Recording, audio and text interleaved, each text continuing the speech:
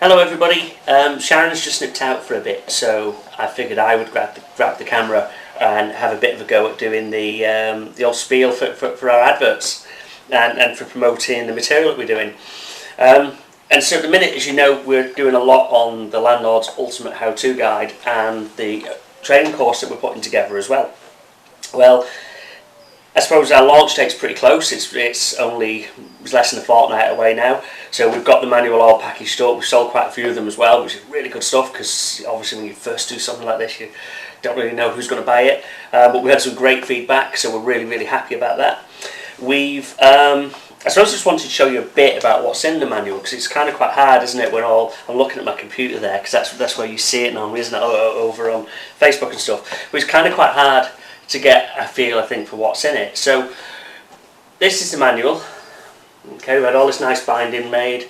Oh, and I should add, there's a cat in the corner there, if you keep seeing some ears popping up. That's Ollie, one of our neighbours' cats, and we might see Leo as well. We've become like a cat haven.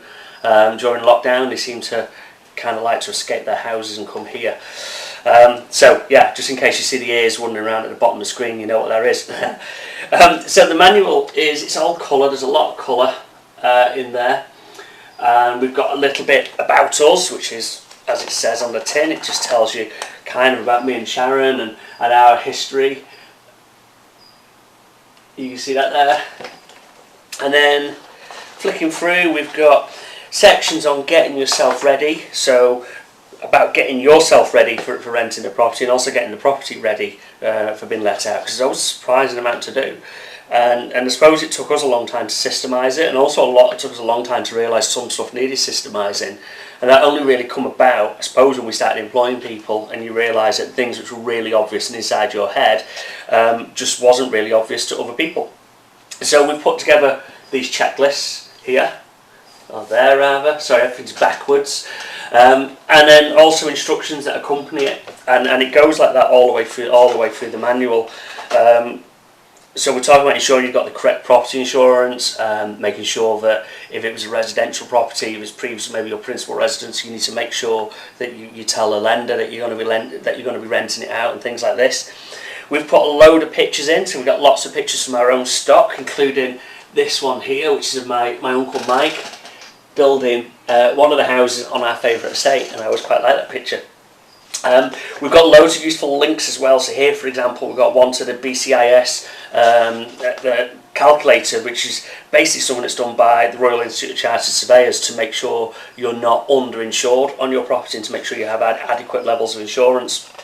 And you can give them the area and they'll let you know whether or not, so what sort of value you should be insuring your property for. We've got information about, we've got the gas search, which everybody knows about. A surprising number of people ain't aware about needing EPCs or where to get them and how to go about getting that. We've got information on electrical inspections, because that's all in the news right now. Just what to look out for, and again, where to find yourself a qualified electrical contractor. Some decisions for yourself. We talk about things like avatars, so who's your client, who, especially if you're looking to buy in an area, who do you think is going to live there? So I think what's very important is when we're buying property especially, is just looking, it's not just the bricks and mortar, it's what sort of person you're going to be dealing with, especially if you're dealing with it yourself. Because some people are a pain in the bum, to be honest with you, and it's kind of nice just to have nice people around us, which is what we like. Then we've also got things like reminders to carry out a detailed inventory. Okay, so we do a course on inventories, and so you can speak to us separately about that. It's very important in our view that you have a proper inventory, and without an inventory, you're never gonna win. You'll never win a deposit claim that's going on. We talk about HMO licenses and how to go about getting them, and also about cleaning the property and things like this. And we've got loads of sections for making notes as well. Okay, we've made sure that the paper that we've used you can write on. So that was obviously a bit of an issue when we've got note paper that you can't make notes on, isn't it? So the paper all works with ballpoint pens. That's all good. And then we move on to things like finding a new tenant. So about how we do marketing. Again, this is about the tenant avatar.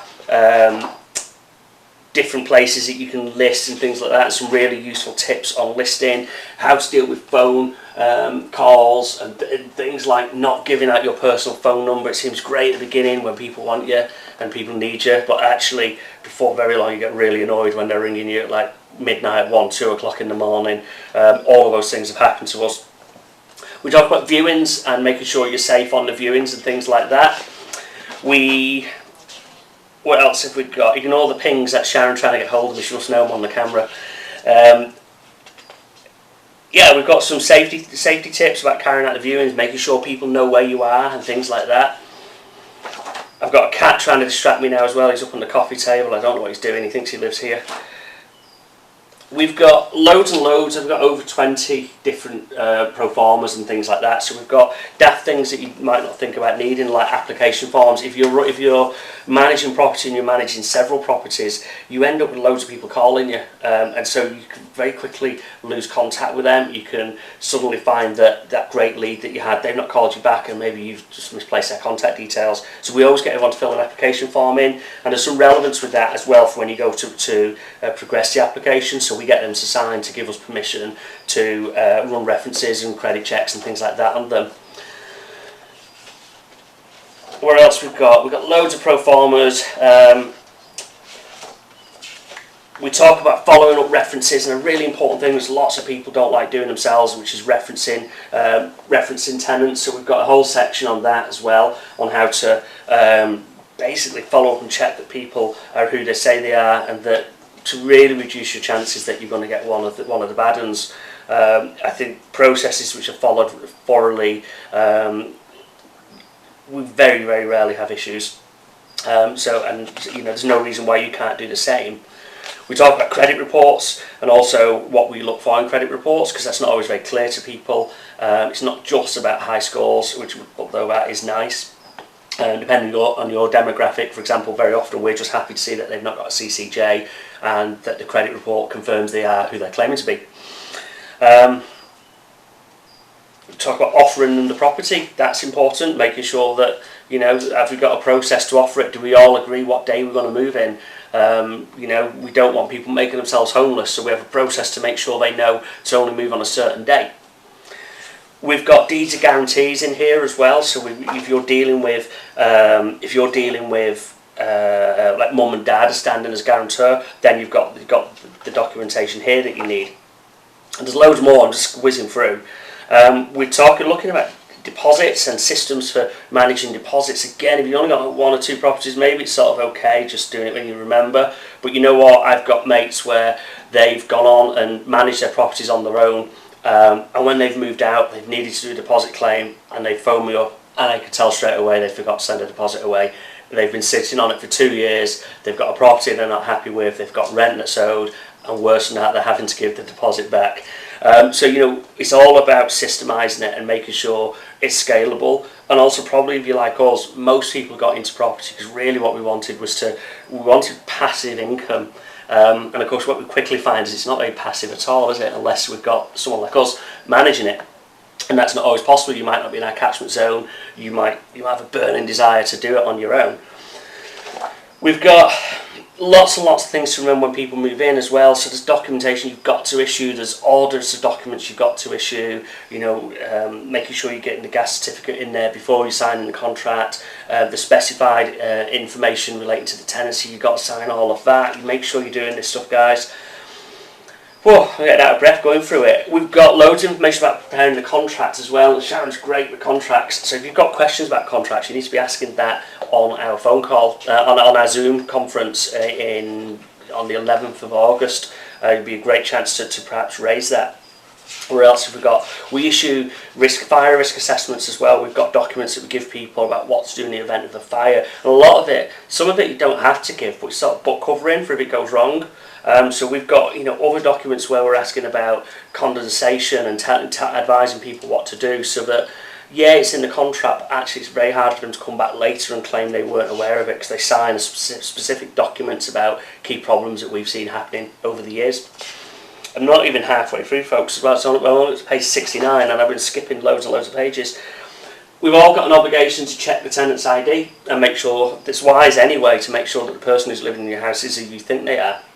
But also now there's a legal requirement and you can get in a lot of trouble for not doing it. If you're doing HMOs, we have had UK Border Force at one of our front doors, and it was because they had misinformation. It was nothing to do with our tenants, but nonetheless, had we not taken the IDs as we were required to do, could have been in a lot of bother. Taking meter readings and signing the contracts, all stuff which I suppose seems really easy. There you go, you see that? Whoop, bit too high. All stuff that seemed really easy until you're sort of doing it, and then you suddenly have a billion questions going through your head. Rental receipts. We've got rental receipts are templates. To Sharon, this is really obvious. To me, when we first started doing this, it really messed with my brain. Some people are really random on how they pay you. As we're more systemised and we're doing it as a business, we're probably a bit more ruthless on how people pay. But I know when we were just landlords with 3, 4, 5 properties, we would have 3 or 4 or 5 people paying on random different days. It would change every time it was due. So rental receipts can be an effective way of tracking payments. We've got templates for them.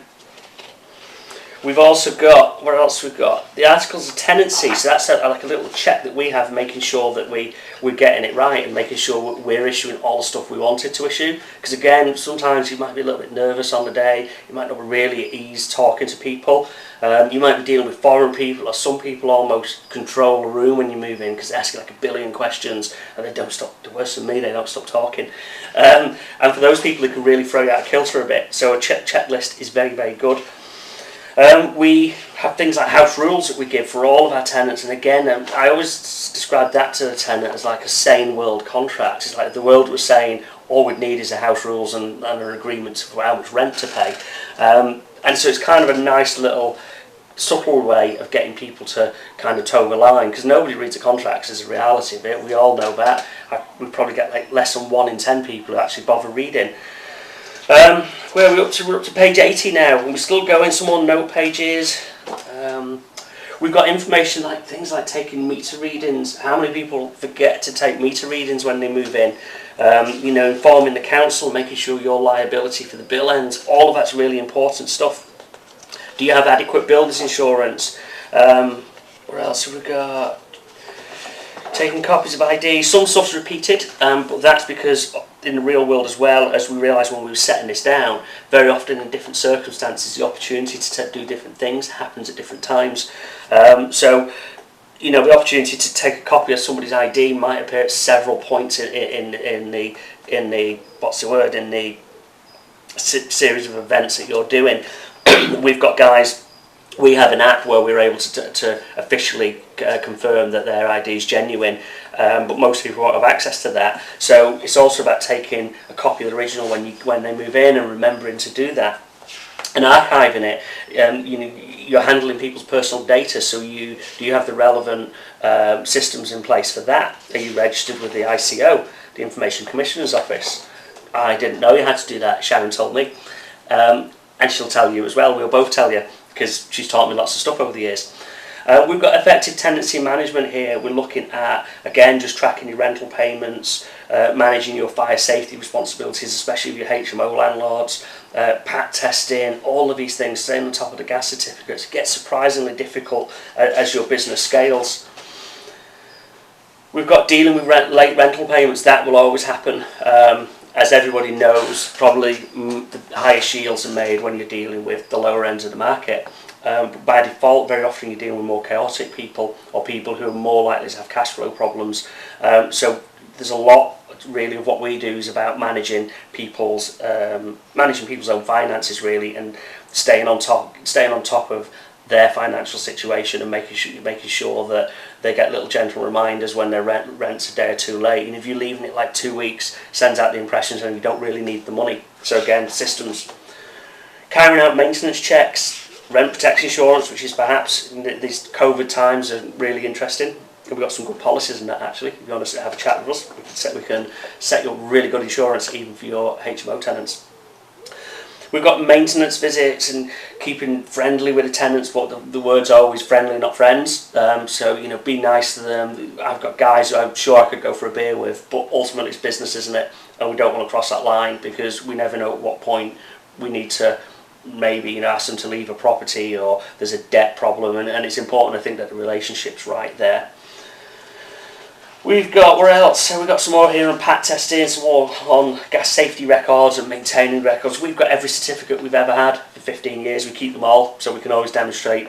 Maybe if the worst happened and we had a mishap somewhere, we can demonstrate that we weren't bad people, that we just made a mistake, and that for 15 years we've always had a gas certificate on all of the tenancies we've ever managed. If you're HMO guide, again, fire extinguishers a problem, CO detectors. Dealing with trades, we've got Legionella protection, Legionella processes rather, and so we have a Legionella register for our properties. Dealing with trades are like dealing with the cats really. They turn up sometimes when they want and they bugger off when they want.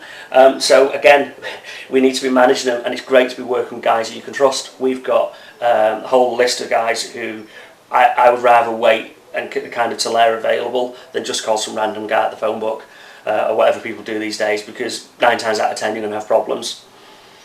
Buildings insurance, again and again, more and more, we need to turn it this way, don't I? More and more templates for you to use. We've also got a white label PDF pack of these as well. And if you're there in the event, we've got a special deal with that. And then, of course, let me see what else we got. Or ending a tenancy. How do you end a tenancy? It's a strange thing to talk about. But very often when guys move into our properties now, we talk to them about how to end a tenancy as well, because most of them, they will forget anyway, but we get them sign a piece of paper to say that we agreed how they would end the tenancy. Again, it's set out in the contract, but again, we know they don't read it. So we set out what we expect from them when they're ending a tenancy. We get them to sign it, and if they kick up a fuss at the end, we can produce that piece of paper, can't we? We can just say, well, this is what we all agreed in day one, you need to do it. And it changes people's behaviour. Accepting notice, we've got information, it just goes on and on and on. Yeah, this is about archiving past tenants' data. And then I suppose on top of that, the manual's great all by itself, to be honest with you. This is all of the systems that we've had over the last 15 years that we've been in the private rented sector. And this is everything that we've pulled together over that time. But of course there's a lot of stuff which you just can't write down, which is where the training program comes in as well. So on the big night, on the 11th of August, we're going to be talking about our 9-month training program and how you could benefit from that, and the sorts of things we're going to be covering. There's a lot of tuition with it. It's probably, we're still just wrapping it up, but we're probably looking at somewhere around about 40 hours of tuition, and it all goes to complement everything that's in the manual. So that's it. I've probably waffled on for long enough. I've been distracted by phone calls because I forgot to turn my phone off, and cats who've come wandering in the house, but I hope you've got the gist. We're kind of ready to go on this. We really hope to see some of you guys on our Zoom call. We're posting on our Facebook page, Investors Circular. So please do get in touch there. There's a link on there where you can register. We've also got our new email address, which I should have written down as well, which I think is info@the Property Management Programme, and it's programme spelled the UK way, so with 2 M's and an E on the end. .co.uk, okay, or if you've got our old email address as well, our Foxlog email, that's fine, just send us a mail there and we can send you the link to register. Hope to see you guys in, well, a little bit about a fortnight's time. Yeah, and all good. Speak to you soon. Bye for now.